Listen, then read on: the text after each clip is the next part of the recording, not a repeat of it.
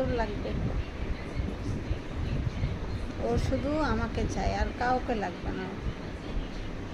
আমি এখন উঠে যাব, ও উঠে যাবে। আমি রান্নাঘরে যাব, ও রান্নাঘরের গেটের সামনে গিয়ে বসে থাকবে। আমি খাটে থাকবো, ও খাটে থাকবে।